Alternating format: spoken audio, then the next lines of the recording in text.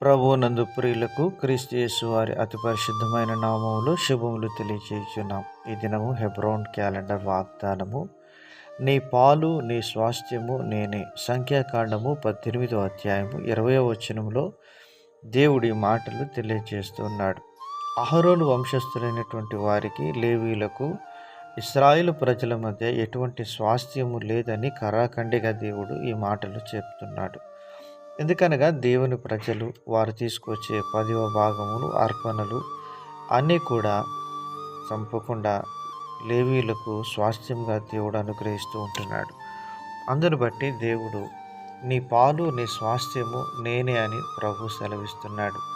లేవి అనే మాటకు హత్తుకొనుట అని అర్థము. మనము ఎప్పుడైతే ప్రభువును హత్తుకుని ఆయనను సేవించే వారంగా ఉంటామో దేవుడే మనకు స్వాస్థ్యముగా అనుగ్రహించబడేవాడుగా ఉంటున్నాడు.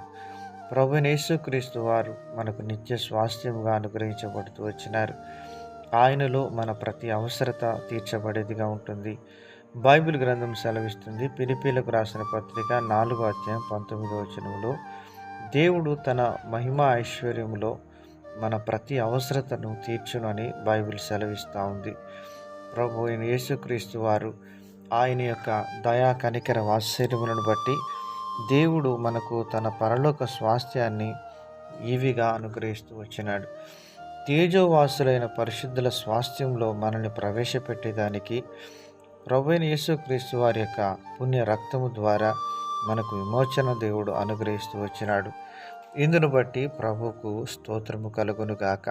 ప్రియమైనటువంటి దైవజనమా, దేవుని యొక్క సన్నిధిలో మనము ఆయనను స్వాస్థ్యంగా పొందడానికి ప్రభువు మనకిచ్చిన ఆధిక్యతను బట్టి ప్రభువుకు ఎల్లప్పుడూ మనం కృతజ్ఞతాస్తుతులు చెల్లించ బద్దులముగా ఉంటున్నాం. అంత మాత్రమే కాకుండా లేవీల వలె మనము కూడా ఆయనను హత్తుకొని, ఆయన వాక్యాన్ని హత్తుకొని, ఆయన సన్నిధిని హత్తుకొని, ఆయన ప్రజలను హత్తుకొని మనం ఎప్పుడైతే జీవించే వారంగా ఉంటామో దేవుడు ఆత్మీయ భౌతిక అవసరతలు తప్పకుండా మనకు తీర్చేవాడుగా ఉంటాడు.